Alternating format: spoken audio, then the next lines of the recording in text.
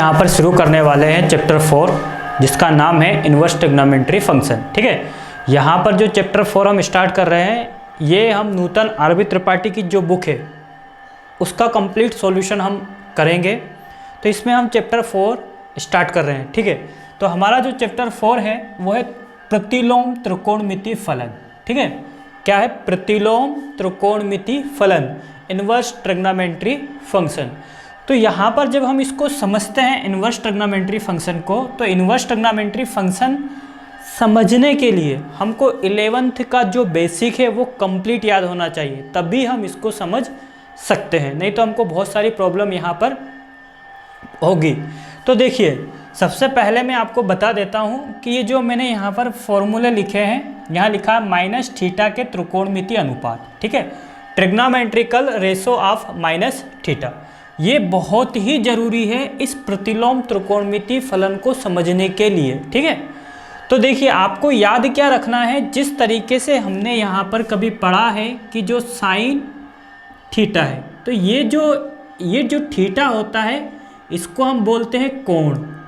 क्या बोलते हैं? कोण, एंगल। ठीक है, अब यहाँ पर ये जो कोण है, ठीक है, यहाँ पर ये जो कोण यहाँ पर दिया गया है थीटा, हमने इसको अभी तक जैसे कि इस तरीके से पढ़ा है कि साइन थीटा कोस थीटा। ठीक, और इसको हम सोल्व कर देते थे।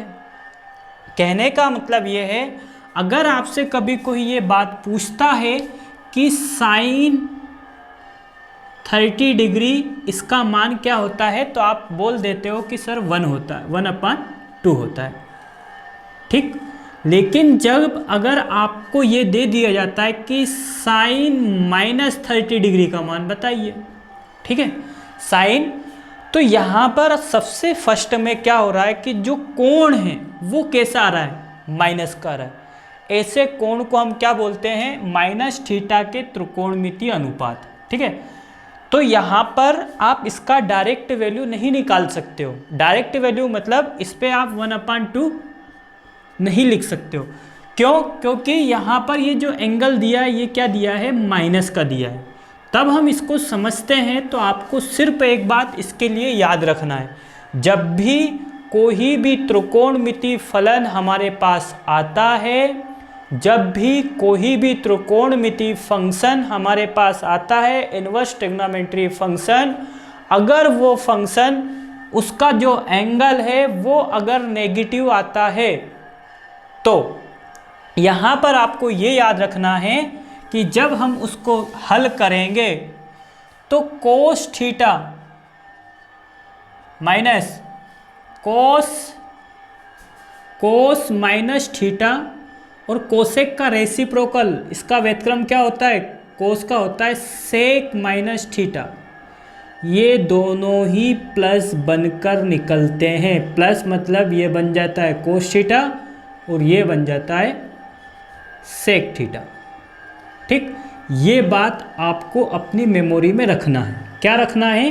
कि जब भी कोई भी त्रिकोणमिति फंक्शन अगर हमारे पास उसका कोण अगर नेगेटिव आता है, उसका जो एंगल है वो नेगेटिव आता है, तो हम उसको सबसे पहले उसको हल करेंगे। और यहाँ पर हमको ये याद रखना है कि कोस थीटा और सेक थीटा दोनों ही जब बाहर निकलते हैं तो ये प्लस का कोस थीटा बन जाता है और ये जो सेक थीटा है ये प्लस का सेक थीटा बन जाता है। बस आपको सिर्फ क्या याद रखना है कि कोस थीटा प्लस का बनता है और सेक थीटा प्लस का बनता है। बाकी सभी को अगर हम हल करते हैं तो ये आ जाता है माइनस का साइन थीटा और यहाँ पर आ जाता है माइनस का टेन थीटा और यहाँ पर आ जाता है माइनस का कोसेक थीटा और यहाँ पर आ जाता है माइनस का कोट थीटा। ठीक, ये सब मैं आपको जो बातें बता रहा हूँ सब ये 11th की है।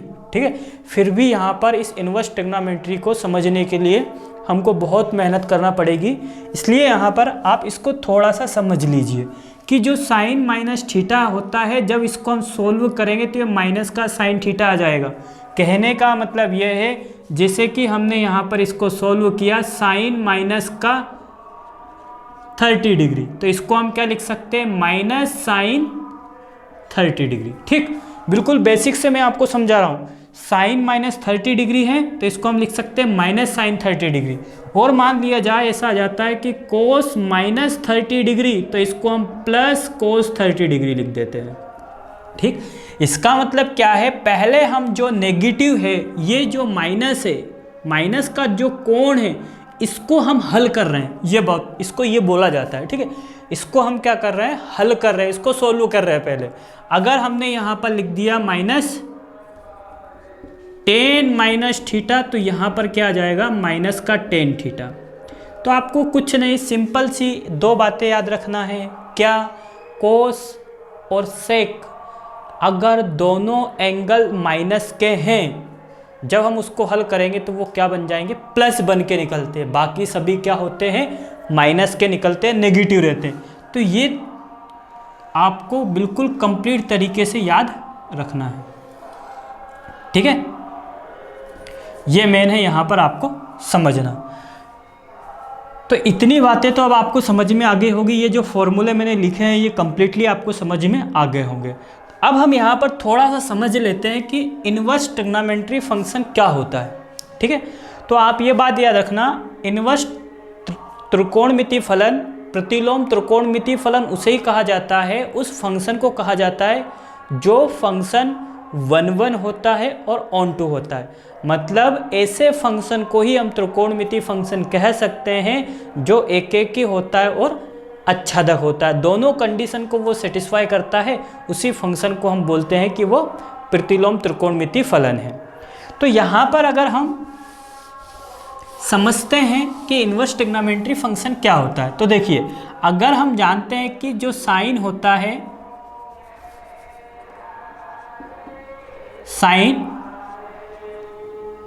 90 डिग्री, इसका मान क्या होता है, 1 होता है। तो ये जो तरीका दिया गया है, ये किस तरीके से दिया गया है इस सवाल को, यहाँ पर ये जो तरीका दिया गया है ये कोण में दिया है। ठीक, आपने 11th में पढ़ा था 90 डिग्री को हम क्या लिख सकते हैं, 90 डिग्री को हम लिख सकते हैं π/2। ठीक, क्या लिख सकते हैं, π/2। 90 डिग्री को हम लिख सकते हैं π/2। मतलब ये कोण में हमने इसका मान लिखा है डिग्री में, और यहाँ पर इसको किस में चेंज कर दिया, रेडियन में। मतलब जब कोण मापे जाते हैं तो अलग अलग तरीके से मापे जाते हैं, हमने 11th में सीखा है। तो यहाँ पर इसको हमने डिग्री में मापा है, डिग्री में मापने के बाद उसको हमने चेंज कर दिया है रेडियन में। ठीक है, जब हमने इसको रेडियन में चेंज किया है, हम कोई भी सवाल हम इस चैप्टर का पढ़ेंगे तो हर सवाल को रेडियन में ही हमें पढ़ना है। ये बात आपको ध्यान रखना है, रेडियन में ही हम इसको पढ़ेंगे। तो यहाँ पर जैसे कि साइन 90 डिग्री बराबर 1 लिखा है, तो ये इस बात को बोलता है, ये एक फंक्शन है। क्या है, ये एक फंक्शन है साइन 90 डिग्री, जिसका मान हमको प्राप्त हो रहा है 1। और ये इस बात को बोलता है कि साइन 90 डिग्री जो है इसका मान यहाँ पर हमको 1 प्राप्त हो रहा है। क्या हो रहा है, 1। तो यहाँ पर क्या किया जाता है, अगर हम इसको लिखते हैं साइन π/2, इसका मान क्या आ गया हमारे पास 1। तो ये किस में लिख दिया हमने, रेडियन में। ठीक, तो इनवर्स ट्रिग्नोमेट्री फंक्शन में क्या होता है, अब आप क्या करोगे, जैसे कि साइन लिखा है, इस साइन का आप इधर ट्रांसपोज कर दीजिए। साइन जो है इधर आ जाएगा, तो ये आ जाएगा साइन π/2 बराबर साइन इनवर्स 1। ठीक है, इसको हम क्या पढ़ेंगे, साइन इनवर्स 1। तो यहाँ पर आपको ये बात स्पष्ट रूप से समझ में आ रही है कि साइन इनवर्स 1 बराबर π/2। कहने का मतलब ये है कि अगर आपसे पूछा जाता है कि साइन जो होता है, साइन 90 डिग्री का मान क्या है, ये पूछा आपसे किसी ने, तो आपने बोल दिया कि साहब 1 होता है। क्या होता है, 1 होता है। ठीक है, लेकिन इनवर्स ट्रिग्नोमेट्री में इसका उल्टा हो जाता है। क्या हो जाता है, इसमें आपको पूछा जाता है कि साइन इनवर्स 1 इसका मान क्या होगा, तब आपको यहाँ पे प्रॉब्लम होगी।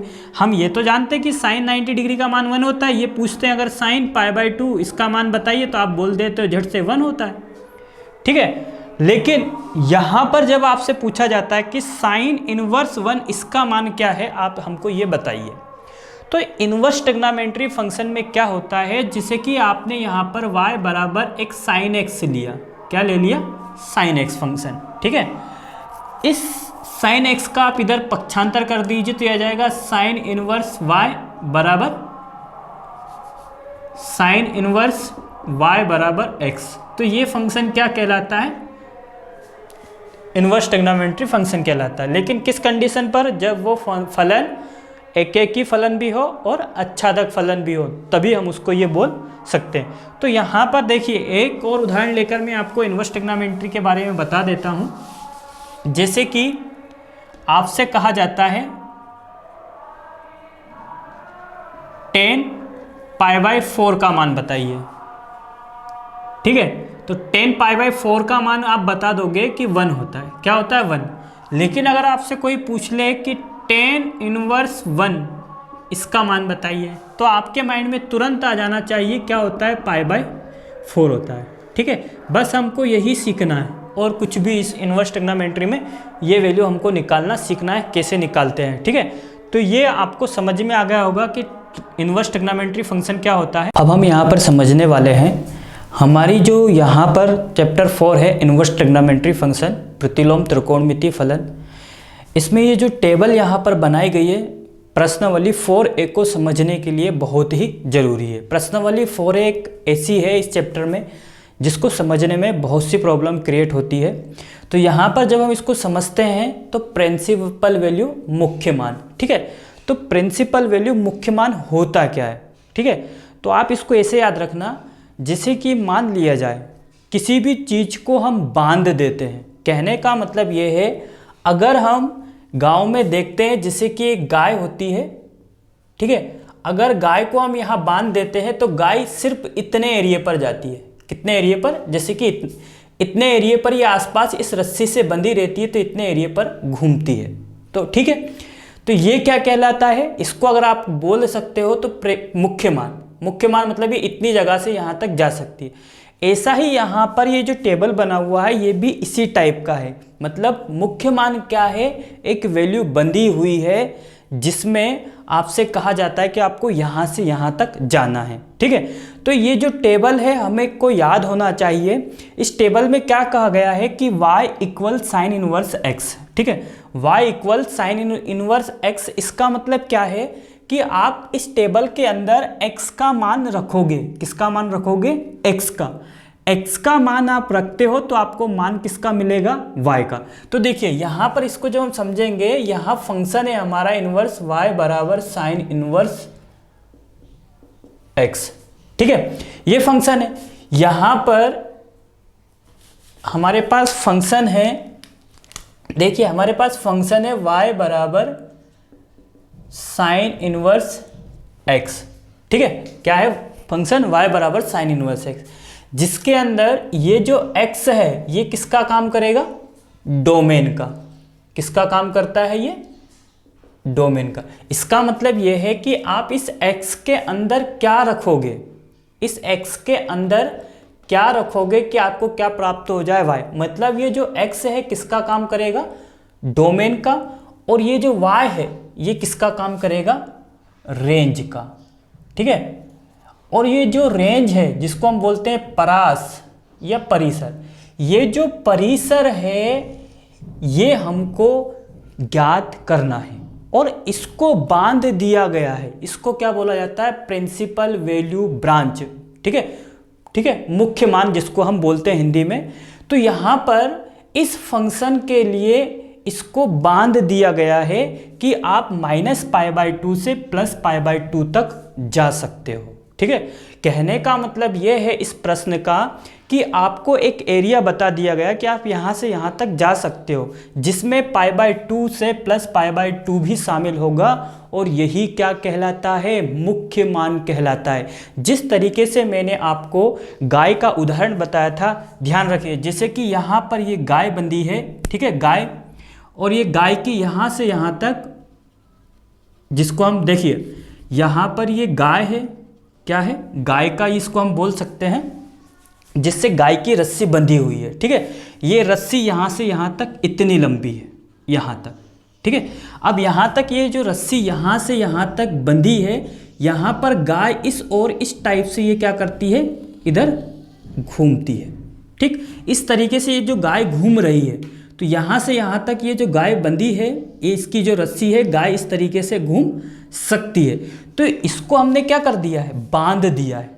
तो यहाँ पर भी मुख्य मान क्या होता है, मुख्य मान भी आपसे बोल रहा है कि आपको -π/2 से +π/2 की वैल्यू प्राप्त करना है और इसके बीच के ही मान आपको प्राप्त करना है। अब ये कैसे होगा, मैं आपको इधर एक टेबल बनाकर उसका ग्राफ बनाकर समझाऊंगा कि कैसे होता है। तो अब आपको ये बात तो समझ में आ गई होगी कि मुख्य मान ऑलरेडी होता क्या है। मुख्य मान उसे कहा जाता है जिसे हम बांध देते हैं। बांधने का मतलब कि यहाँ से यहाँ तक हमको जाना है, ठीक है, और उसके बीच में भी हम जा सकते हैं। तो वही वैल्यू क्या कहलाती है, मुख्य मान कहलाता है। मुख्य मान के लिए हमेशा याद रखना कि उसको हम क्या कर देते हैं। तो यहाँ पर देखिए, ये जो y है इसको हमने क्या कर दिया है कि हमने बोला है कि ये जो y हमको प्राप्त होगा ये -π/2 से +π/2 प्राप्त होगा। कहने का मतलब -π/2 और +π/2 इसके अंदर आ सकता है, किसके अंदर, y के अंदर, ठीक है। -π/2 और +π/2 इसके अंदर आ सकता है और इसके बीच की वैल्यू भी इसके अंदर आ सकती है। तो आपको सिर्फ याद क्या करना है, आपको ये याद रखना है कि जो साइन इनवर्स फंक्शन होता है उसकी रेंज होती है -π/2 से +π/2। और यहाँ पर, और ये जो इंटरवल दिया है ये क्लोज्ड इंटरवल है, ठीक है, क्लोज्ड इंटरवल। अब ये क्लोज्ड इंटरवल जो है, ठीक है, तो इसमें -π/2 से +π/2 भी इंक्लूड किया जाता है, ठीक है। अब हम बात करते हैं किसकी, तो देखिए डोमेन y बराबर, और आप ये बात ध्यान रखिएगा, ये जो मैंने टेबल बनाई है एनसीईआरटी की बुक से बनाई है, नूतन की जो बुक है आरवी त्रिपाठी की, जिसका मैं आपको कंप्लीट सॉल्यूशन दे रहा हूँ, इस बुक में इस टेबल को इस तरीके से नहीं बनाया गया है, ठीक है। तो आप इसको ऐसा मत समझना कि कहीं पे कुछ मिस्टेक होगी, क्या होगा, आप एनसीईआरटी की बुक से इसको चेक कर सकते हो। तो देखिए यहाँ पर आपको क्या याद रखना है कि जो साइन इनवर्स फंक्शन होता है उसका डोमेन होता है -1 से +1, -1 और +1 और क्लोज्ड इंटरवल, ठीक है। अब इसकी जो रेंज होती है इसको बांध दिया गया है, कहाँ से कहाँ तक, -π/2 से +π/2 तक। मतलब -π/2 और +π/2 आ सकती है इसकी रेंज, ठीक है, इसको हम इंक्लूड किया। अब हम क्या करते हैं, y बराबर कोस इनवर्स x -π/1 से -1 से +1, -1 से +1, इसके बीच में तो क्या आ जाएगा, 0 से π। अब हम यहाँ पर समझते हैं कोसेक इनवर्स x। तो कोसेक इनवर्स x क्या है, real number, r real number, -1 से +1 और ओपन इंटरवल, ठीक है, इसको हम हटा देंगे।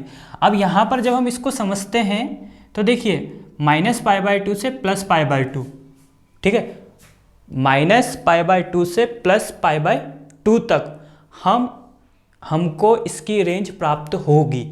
लेकिन इसके अंदर से ये जो लिखा है 0 और यहाँ पर मझला कोष्टक लगा है और यहाँ माइनस का साइन लगा, तो ये माइनस का साइन इस बात को बोल रहा है कि -0 को हमने इसके अंदर से हटा दिया है। अब इसको कैसे हटा दिया जाता है ये मैं आपको समझाऊंगा। और -0 को इसके अंदर से हटा क्यों दिया जाता है, क्योंकि आपने पढ़ा होगा कोसेक 0 डिग्री। कोसेक 0 डिग्री क्या होता है, कोसेक 0 डिग्री की अगर आप बात करते हो तो इसका मान क्या आता है, इनफाइनाइट आता है, ठीक है। कोसेक 0 डिग्री का मान क्या होता है, इनफाइनाइट। अगर आप बात करते हो तो इसका आप इधर ट्रांसपोज करोगे तो 0 डिग्री बराबर कोसेक इनफाइनाइट, ठीक है। और कोई भी अगर इनफाइनाइट है तो वो फंक्शन होता ही नहीं है, मतलब इसका मतलब है कि ये अपरिभाषित है। तो इसका मतलब यह होता है कि -π/2 से +π/2 के बीच में से आप 0 को हटा दीजिए, वो अपरिभाषित है 0 पर, इसलिए यहाँ पर -0 लिखा है, ठीक है। ये मैंने इससे आपको समझा दिया। अब इसके बाद हम क्या करते हैं, सेक इनवर्स को समझते हैं। सेक इनवर्स भी यही है, बस 0 से π/2, 0 भी शामिल होगा और पाई भी शामिल होगा, लेकिन π/2 नहीं होगा। क्यों नहीं होगा, क्योंकि सेक पाई बाई टू मतलब सेक 90 डिग्री। आप जानते हो सेक 90 डिग्री का मान क्या होता है? सेक 90 डिग्री का मान होता है, ठीक, जिस पे ये फंक्शन जो होता है नॉट डिफाइंड होता है।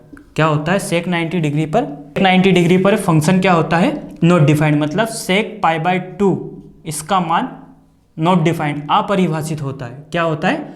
अपरिभाषित। इसको आप बोल सकते हो अपरिभाषित है, अपरिभाषित है, ठीक है। जब ये अपरिभाषित होता है तो उस वैल्यू को हम हटा देते हैं। तो इसके अंदर से हमने किसको हटा दिया? पाई बाई टू को। अब देखिए 10 की बात करते हैं तो ऑल रियल नंबर हम रख सकते हैं डोमेन के लिए, लेकिन हमको क्या प्राप्त होना चाहिए? हमको यहाँ पर जो इंटरवल दिया है ये ओपन इंटरवल है। कौन सा इंटरवल है? ओपन इंटरवल का मतलब यहाँ पर है कि -π/2 और +π/2 को इंक्लूड नहीं किया जाएगा। इन इंटरवलों को आपने 11th में फर्स्ट चैप्टर जो है हमारा सेट्स, उसमें आपने सीखा है कंप्लीट तरीके से। तो देखिए -π/2 से +π/2 तक, लेकिन -π/2 और +π/2 को हम शामिल नहीं कर सकते हैं। क्यों नहीं कर सकते हैं? क्योंकि 10π/2 की अगर हम बात करते हैं तो इसका मान क्या आता है? नॉट डिफाइंड, मतलब ये फंक्शन होता ही नहीं है। तो जिस पे फंक्शन नहीं होता उसको हम इंक्लूड नहीं करते हैं, और कोट इनवर्स आ जाएगा रियल नंबर 0 से पाई। तो ये टेबल आपको अपनी मेमोरी में बिल्कुल सेव करके रखना है, ठीक है। ये अगर आपको अपनी मेमोरी में अगर ये सेव है तो आप यहाँ पर प्रिंसिपल वैल्यू बहुत सिंपल तरीके से आप निकाल सकते हो। तो अब देखिए यहाँ पर मैं आपको समझाता हूँ एक टेबल, जिससे कि आपको इसे समझने में प्रॉब्लम नहीं होगी। देखिए आपने 11th में सीखा होगा जैसे कि साइन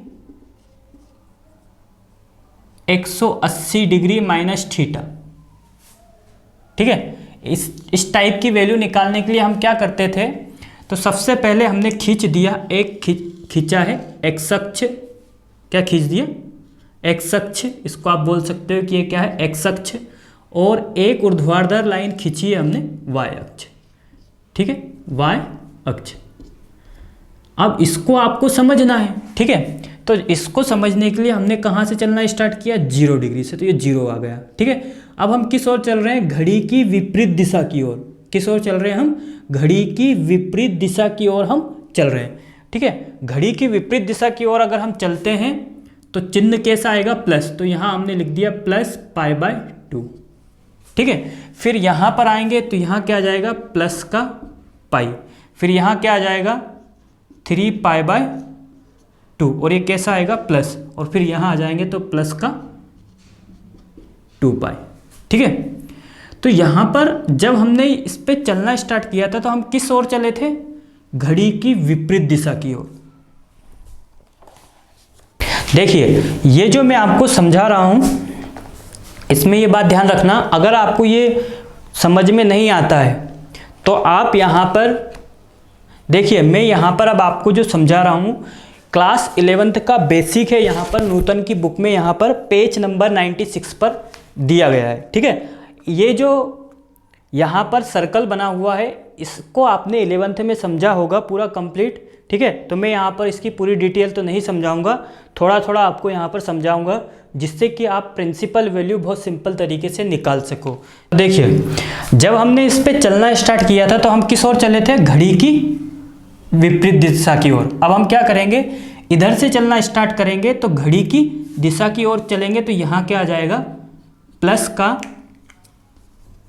π/2, ठीक। फिर यहाँ से चलेंगे +π/2 से तो यहाँ आ जाएगा माइनस का π/2। एक बार हम, ठीक है, एक बार प्लस आया हमारे पास और एक बार ये क्या आ जाएगा? -π, ठीक। ये आपको याद रखना है, ठीक है, कि हम किस ओर से किस डायरेक्शन में हम चल रहे थे, ठीक है। ये प्लस आ गया और ये क्या आ गया? माइनस। फिर हम यहाँ आते हैं तो यहाँ पर क्या आ जाएगा? हमको प्राप्त हो जाएगा -3π/2 प्राप्त हो जाएगा, ठीक है। और फिर यहाँ आ जाएंगे तो यहाँ हमको प्राप्त हो जाएगा माइनस का 2π, ठीक। इसमें स्टूडेंट को बहुत कन्फ्यूज़न होता है। तो देखिए यहाँ पर जब आपने इसमें चलना स्टार्ट किया है तो दो तरीके से आप इसमें चले हो। एक तो किस ओर चले हो, ये प्लस साइन क्या बता रहा है कि आप घड़ी की विपरीत दिशा की ओर चले हो, और ये माइनस साइन क्या बता रहा है, आप घड़ी की दिशा की ओर चले हो। जैसे कि हमने कहाँ से चलना स्टार्ट किया था, इधर से। अब यहाँ पर इसके अंदर से हम इस टेबल के आधार पर यहाँ पर एक इसको समझते हैं। तो देखिए प्रिंसिपल वैल्यू मतलब -π/2 से +π/2, तो -π/2 कहाँ पर है, -π/2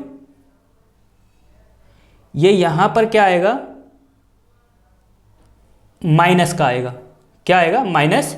तो -π/2 से +π/2 क्या है, ये -π/2 से +π/2, ठीक है। ये जो मान है ये क्या होगी, रेंज होगी, किस फंक्शन की होगी, साइन की। मतलब -π/2 से +π/2 के बीच में जो वैल्यू हमको मिलेगी वही क्या कहलाएगी, रेंज कहलाएगी। किसकी रेंज, साइन की। अब देखिए यहाँ पर जिस जिसकी ज़रूरत है मैं उसी को लिख देता हूँ, एक बार और समझ लीजिए, ये साफ करके एक बार देखिएगा। इसके लिए आपको क्या बनाना है, डायरेक्टली मैं बना रहा हूँ अब, ठीक है। तो देखिए यहाँ पर हम लेंगे +π/2, यहाँ पर लेते हैं -π/2, और इधर लेते हैं हम पाई, और इधर लेते हैं हम 2π, ठीक है। इसको हम बोलते हैं फर्स्ट चतुर्थांश, इसको बोलते हैं सेकंड चतुर्थांश, इसको बोलते हैं थर्ड चतुर्थांश, इसको बोलते हैं हम फोर्थ चतुर्थांश। अब जब हम वैल्यू निकाल रहे हैं तो ये बात जानते हैं -π/2 से +π/2 कहाँ से चलना है, -π/2 से, देखिए कहाँ से चलना है, -π/2 से +π/2। तो -π/2 से +π/2 की कौन कौन सी वैल्यू है तो समझिएगा। एक तो हमारे पास साइन है, कौन सा फंक्शन है, साइन इनवर्स x है जिसकी हमको रेंज। एक हमारे पास है कोसेक इनवर्स x है, क्या है, कोसेक इनवर्स x। और एक हमारे पास क्या है, tan inverse x, tan inverse x। इसको ध्यान से समझिएगा। मतलब -π/2 से +π/2 के लिए साइन फंक्शन की ये क्या बन गई, रेंज बन गई, ठीक है। क्या बन गई, रेंज। अब यहाँ पर माइनस कोसेक की भी क्या बन गई, जिसमें से हमने 0 को हटा दिया है, -π/2 से +π/2। और 10 के लिए बन गए -π/2 से +π/2, -π/2 से, लेकिन यहाँ पे -π/2 को इंक्लूड नहीं करते और +π/2 को भी इंक्लूड नहीं करते। तो ये तीन फंक्शन के लिए हमको क्या मिल गई, इसकी रेंज, ठीक है। अब आपको ये ध्यान रखना है, हमको जो वैल्यू मिलेगी फर्स्ट चतुर्थांश, सेकंड और थर्ड में हमको कुछ भी नहीं मिलेगा, ये ध्यान रखना, ठीक है। अब हम किसके बात करते हैं, प्रिंसिपल वैल्यू। तो देखिए 0 से पाई, 0 से, तो यहाँ पर क्या होता है, 0, ठीक है। तो 0 से अगर हम यहाँ पर चलना स्टार्ट करते हैं, ये आ गया 0 से पाई। तो 0 से पाई किस किस की वैल्यू आ रही है, 0 से पाई आ रही है हम कोस इनवर्स x, उसके बाद 0 से पाई सेक इनवर्स x, फिर किसकी आ रही है, कोट इनवर्स x, ठीक है। तो आपको क्या करना है, अब आपको ये याद हो गया होगा, -π/2 से +π/2 ये तीन चल रहे हैं, और 0 से पाई ये तीन चल रहे हैं, ठीक है। तो ये अब आपको याद रखना है, ठीक है। तो ये तो मैंने अभी आपको समझा दिया है कि इसमें, लेकिन ये थर्ड क्वाड्रेंट में हमको किसी की भी ज़रूरत नहीं है, मतलब कोई भी वैल्यू हमको प्राप्त नहीं होगी। अब हम यहाँ पर जो प्रश्न हैं उनको सोल्व करते हैं, ठीक है।